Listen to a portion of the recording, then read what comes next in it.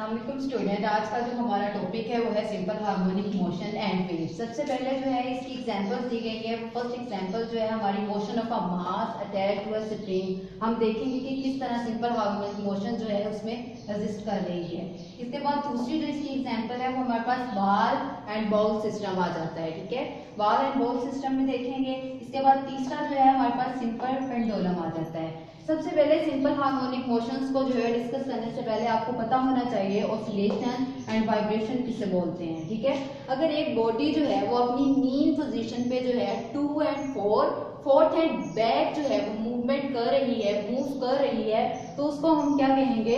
Oscillation कहेंगे and vibration कहेंगे। ये आपको नजर आ रहा है, सेंटर पॉइंट है, मीन पोजीशन है, इस पे क्या कर रही है body? Upward downward and 2 and 4 ये देखिए मूव कर रही है, तो इसके वाइब्रेशन एंड ऑसिलेशन कहेंगे। तो सिंपल हार्मोनिक मोशन जो है वो वाइब्रेशन और ऑसिलेशन की एक किस्म है।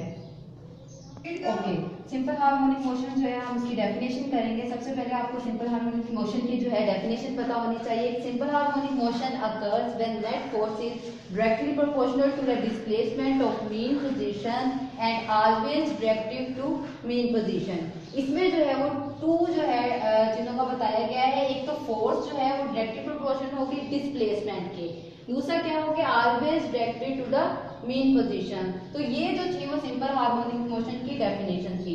तो हमारा सबसे पहला जो था इसका टॉपिक होता था mass, motion of a mass attached to a spring. इसको हम डिस्कस करेंगे। मोशन ऑफ अ मास कैसे जो है वो सिंपल हार्मोनिक मोशन को जो है वो फॉलो करती है। सबसे पहले हम लिखते हैं motion of mass attach to spring. ठीक है, टू स्प्रिंग। ओके, सबसे पहले जो है आपको उसको पता होना चाहिए कि हम इसकी एग्जांपल से डिस्कस करेंगे कि हमारे पास एक स्प्रिंग है, उसके साथ एक बॉडी को जो है वो अटैच किया हुआ है। ठीक है, ये आपकी बॉडी है, इसका मास क्या है? m है। एट पोजीशन, और ये बॉडी को रखा किसके ऊपर है? हॉरिजॉन्टल सरफेस के ऊपर इसको रखा हुआ है। एट पोजीशन O, यहाँ इसकी पोजीशन O है और मीन पोजीशन है। ठीक है, इसको मीन पोजीशन बोलेंगे। इस पे फोर्स जो है वो कोई भी नहीं लग रही है। ठीक है, इसका मतलब है कि F इक्वल टू है 0, तो डिस्प्लेसमेंट क्या होगा? 0 होगा। जैसे ही मैंने इसके ऊपर फोर्स को अप्लाई किया तो ये जो बॉडी थी वो 0 पॉइंट से क्या होगी? एक पॉइंट जो है वो आगे मूव कर जाएगी। ये आपको नजर आ रहा है। ये मास जो है, ए बॉडी जो है वो 0 से रेफरेंस पॉइंट से मीन पॉइंट से ए की तरफ गई है। क्यों गई है? क्योंकि यहाँ पे फोर्स लगी है, एफ लगाई है हमने, तो उसने क्या किया है? डिस्प्लेसमेंट को कवर किया है। तीसरे में क्या हुआ? इसके ऊपर रिस्टोरिंग फोर्स है। रिस्टोरिंग फोर्स की वजह से क्या होगा कि वापस जो है बैकवर्ड मूव करेगा। जो बॉडी है वो हमारे पास पॉइंट क्या होगा? बी। रिस्टोरिंग फोर्स की वजह से बॉडी जो है एट बी पे जो है पोजीशन पे दोबारा आ गई है। अब आप क्या देख रहे हो कि बॉडी जो है ए पॉइंट से अभी बी की तरफ जा रही है, लेकिन कहां से गुजर के? सेंटर से, मीन पॉइंट से गुजर के वो जा रही है। तो सबसे पहले इसकी जो है कैलकुलेशन करते हैं, मैथमेटिकल जो है हम इसको देखते हैं वो किस तरह जो है बॉडी डिस्प्लेसमेंट को कवर करती है। हमारे पास F directly proportional X, F हमारे पास क्या है? फोर्स है। ठीक है, और X हमारे पास क्या है? डिस्प्लेसमेंट है। स्टूडेंट, जो डिस्प्लेसमेंट होता है वो छोटे पाथ के लिए यूज करते हैं और डिस्टेंस जो है आप बड़े जो है ज्यादा डिस्टेंस के फासले के लिए यूज करते हो। डायरेक्टली प्रोपोर्शनल के साइन को जो है हमने रिमूव किया तो हमारे पास आ गया F इक्वल है -kx। यहाँ पे जो है k क्या है? हमारे पास प्रोपोर्शनलिटी कांस्टेंट है। ठीक है, k हमारे पास आ गया प्रोपोर्शनलिटी कांस्टेंट। तो इसकी क्या है? k depend upon the nature. ठीक है, ये डिपेंड करेगा नेचर ऑफ थिंग्स, कि कितना वो हार्ड है और कितना वो सॉफ्ट है। ठीक है, इसके बाद हमें पता है कि हुक्स लॉ जो है आपने पढ़ा हुआ है कि जितना आप उसको स्ट्रेस दोगे स्ट्रेन भी उतना ही प्रोड्यूस होगा। तो F इक्वल टू है M में, ठीक है। M में आपको पता है A क्या है, हमारे पास फोर्स है, और हमारे पास फोर्स है, A हमारे पास एक्सेलरेशन है। इसका मतलब है जितनी फोर्स ज्यादा होगी एक्सेलरेशन भी उतना ज्यादा होगा। K को हम इस साइड पे ले आए, F ओवर X, ठीक है। यहाँ पे माइनस जो है, ये जो माइनस साइन है इसका मतलब ये है कि जो फोर्स लग रही है वो बॉडी के क्या लगेगी, ऑपोजिट लगेगी। अगर बॉडी जो है वो फ्रंट की तरफ मूव कर रही है तो फोर्स किसकी तरफ लगेगी, बैक की तरफ लगेगी। और जो आपको पता है कि बी पॉइंट पे जो है वो बॉडी क्यों आई थी, क्योंकि रिस्टोरिंग फोर्स की वजह से, ठीक है। जब आपने एक चीज उस पर फोर्स लगाई है तो फोर्स लगाने का मतलब है कि हमने उसको कंप्रेस कर दिया है, तो वो जीरो से ए की तरफ गई है। तो ये कब हुआ था, जब हमने उसको कंप्रेस किया था। लेकिन जैसे ही हम उसको स्ट्रेच करेंगे तो वो वापस स्ट्रेच करने से वो ए पोजीशन पे पहुंच गई है, और कंप्रेस करने से वो बी पोजीशन पे है जो आ गई है। इसके बाद हमारे पास क्या है कि हमने जो है ये साइन आपको पता चल गया है, -2 लगा है, हमें ये पता चल गया है कि फोर्स कितनी होगी तो एक्सेलरेशन कितना होगा। इसके बाद क्या है कि A डायरेक्टली प्रोपोर्शनल माइनस है, जितना एक्सेलरेशन होगा उतना ही उसमें डिस्प्लेसमेंट जो है वो होगा। इसके बाद जो है हमारे पास आ जाता है बॉल एंड बाउल सिस्टम, ठीक है। जैसे कि इसके नेम से ही पता है कि इसमें कोई कंपोनेंट हो गए, 2 कंपोनेंट्स है बॉल एंड बाउल सिस्टम। हमने क्या किया है, एक बॉल को लिया है, उसको एक बॉल को लिया, उसको बॉल के अंदर रख दिया है। तो बॉल आपको पता है कि बॉल के अंदर जो बॉल नजर आ रही है वो 0 पॉइंट पे है, 0 मीन पॉइंट पे है, ठीक है। इसके ऊपर क्या है, कोई फोर्स एक्ट नहीं कर रही है, इसका मतलब है F क्या होगा, 0। और इसका मतलब इसने डिस्प्लेसमेंट भी कोई कवर नहीं किया तो X क्या होगा, वो भी 0 होगा। जैसे ही मैंने इसके ऊपर फोर्स लगाई तो इसने क्या किया, मूविंग करना स्टार्ट हो गई टुवर्ड्स A पॉइंट, ठीक है। ये आपको नजर आ रहा है, ये A पॉइंट है। बॉल क्या हुई, यहाँ पे जो है बॉल जो है वहां पे आके स्टे हो गई।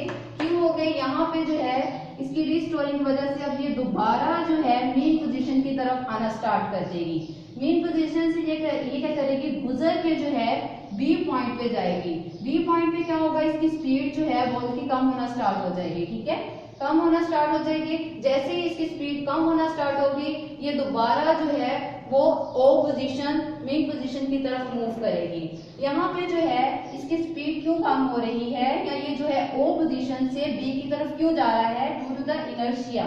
इनर्शिया जो है वो बॉडी की ऐसी प्रॉपर्टी है जो उसकी मोशंस को जो है वो कॉन्टिन्यूस रखती है कि वो अपनी मोशन को जो है वो जारी रखे। अब आप ये देख रहे हो कि जो बॉल है हमारे पास, बॉल जो है वो ए पॉइंट पे कभी स्ट्रोक करके 0 पे ही आ रही है, फिर 0 से जो है हमारा 0 कह रहे हो या ओ पॉइंट कह रहे हो, गुजर के बी पे आ रही है। तो बॉडी जो है वो मूव कर रही है अपनी मीन पोजीशन के इर्द गिर्द। ये देखिए बॉल एंड बाउल सिस्टम है इसमें। तो इसमें आप देख रहे हो एट एक्सट्रीम लेवल पे क्या होगा, इसका एक्सेलरेशन की फोर्स क्या होगी, हमारे पास फोर्स जो है वो इसकी ज्यादा होगी, ठीक है, एट एक्सट्रीम लेवल पे, ठीक है।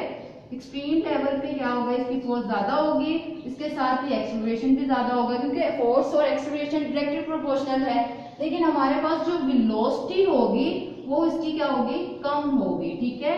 वेलोसिटी जो है वो ए पोजीशन पे जो है वो कम होगी, लेकिन ओ पोजीशन पे जो है वो ज्यादा होगी। अब आप देख रहे हो कि जो बॉल है हमारे पास वो 2 and 4 बैकवर्ड एंड फोर्थ जो है अपनी जो है मूवमेंट जारी कर रही है। इसको हम क्या कहेंगे, सिंपल हार्मोनिक मोशन कहेंगे। ओके, उसके बाद हमारा जो है थर्ड टॉपिक आ जाता है इसका कि motion of a simple pendulum, ठीक है। हम देखेंगे कि मोशन ऑफ सिंपल पेंडुलम में सिंपल हार्मोनिक मोशन जो है वो कैसे जो है फॉल करती है।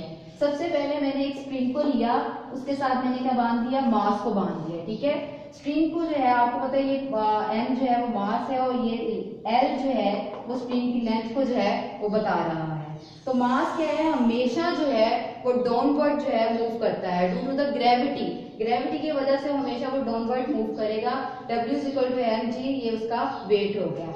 तो एट जीरो पे क्या होगा कि इस पे कोई फोर्स नहीं लग रही होगी, फोर्स 0 है तो इसका डिस्प्लेसमेंट क्या होगा, 0 होगा।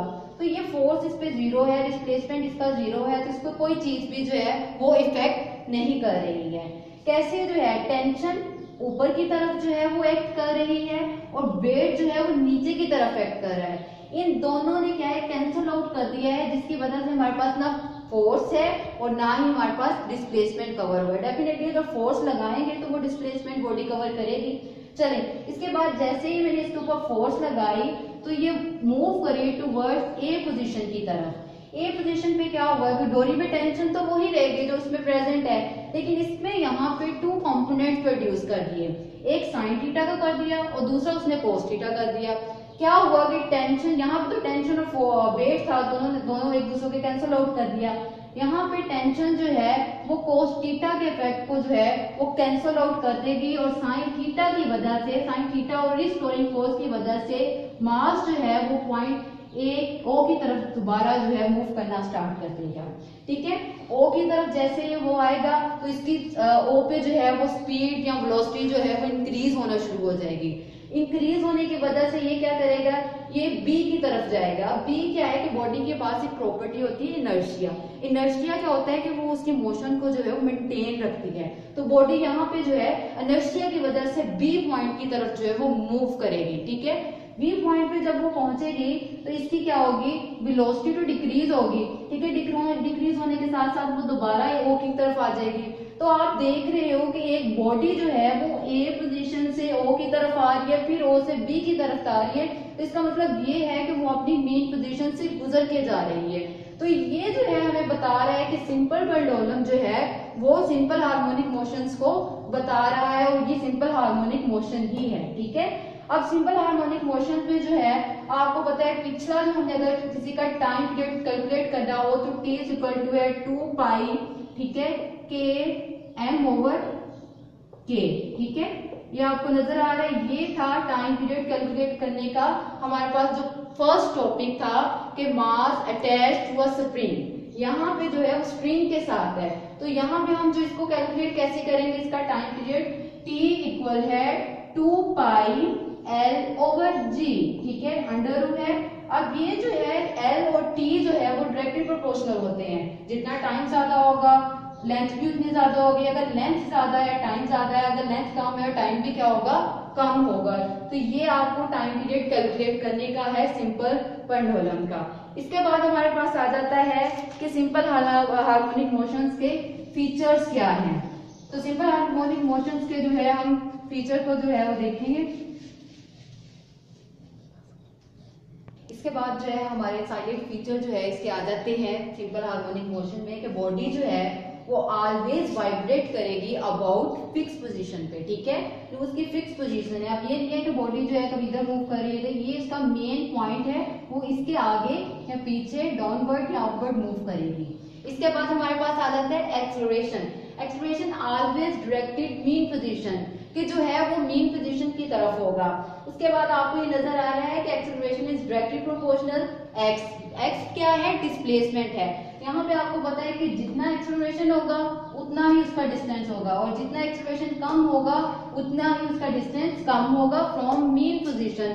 आपने पहले भी जो है वो डेफिनेशन में किया है कि always directed to mean position. ठीक है, नेक्स्ट मैंने जो है इसमें टू इंपॉर्टेंट जो है वो डेफिनेशन आ रही है, रिस्टोरिंग फोर्स आ रही है और सिंपल हार्मोनिक मोशन आ रही है। आपने सिंपल हार्मोनिक मोशन की डेफिनेशंस को जो है वो पढ़ लिया है। अब रिस्टोरिंग फोर्स क्या है, वो बॉडी को पुश करेगी या पुल करेगी। आपको ये पता है कि स्प्रिंग के साथ जो है एक मास को अटैच किया हुआ है। जब इसको हम स्ट्रेच करेंगे, स्ट्रेच होने की वजह से क्या हमने किया है, ये एट पोजीशन ओ से ए की तरफ गई है। तो ये क्या कर रही है, रिस्टोरिंग फोर्स की वजह से कंप्रेस होगी और एट बी पे जब वो पहुंच गई थी तो वो उसका क्या था, कंप्रेशन की वजह से वो दोबारा अपनी पोजीशन पे आ गई। इसके बाद हमारे पास आ जाता है कि फोर्स क्या है, मैक्सिमम होगी एट पीक लेवल के ऊपर। ठीक है, उसके बाद एक्सेलरेशन क्या होगा, वो भी मैक्सिमम होगा एट पीक लेवल पे। पीक लेवल जो था आपने ये देखा होगा कि यहाँ पे एक पॉइंट था और यहाँ पे था और जीरो पे हमारा मीन लेवल था। तो ये दोनों क्या है, पीक लेवल है। पीक लेवल पे आपकी फोर्स की एक्सेलरेशन मैक्सिमम हो गई, लेकिन एट मीन लेवल पे दोनों क्या है वो कम होंगे। ठीक है, उसके बाद हमारे पास आ जाता है पोजीशन। पोजीशन जो है वो always directed to mean position. आपको हमेशा मीन पोजीशन जो है उसके अकॉर्डिंग जो है बॉडी को मूव करवाना है। तीसरी जो इसमें आ जाती है वेलोसिटी।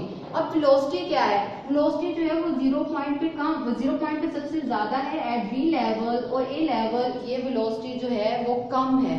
तो स्टूडेंट्स ये था आपका आज का टॉपिक सिंपल हार्मोनिक मोशन और उसकी 3 एग्जांपल। सबसे पहले हमने जो था कि एक बॉडी को जो था मास को अटैच किया था स्प्रिंग के साथ, उसका देखा था, उसमें हमने रिस्टोरिंग फोर्स को जो है डिस्कस किया था। उसके बाद हमने क्या किया है, बॉल एंड बाउल सिस्टम को देखा था, ठीक है, उसमें extreme level and mid level को देखा है। तीसरी जो है हमने डिस्कस की है वो हमारे पास आ जाती है सिंपल पेंडुलम, कैसे जो है अगर किसी चीज को जो है बांध दिया जाए स्प्रिंग के साथ तो वो कैसी मूवमेंट शो करता था। तो यहाँ तक जो है आपने स्टडी करना है, ठीक है स्टूडेंट्स। अल्लाह हाफिज।